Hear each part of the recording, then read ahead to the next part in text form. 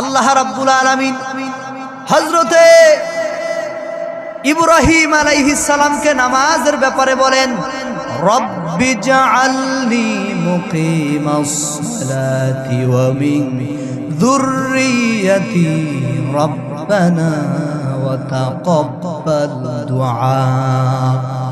এটা পবিত্র কুরআনুল কারীমের 13 পারা মাক্কি সূরা ইব্রাহিমের 40 নম্বর আয়াত।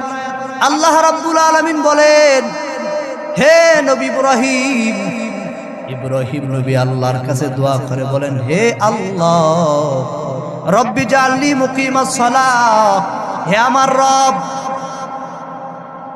আমাকে নামাজ কায়েমকারী করুন এবং আমার বংশধর আওলাদদের মধ্য থেকেও নামাজ প্রতিষ্ঠাকারী কায়েম করুন এবং আপনি আমার দোয়া কবুল করে নেন।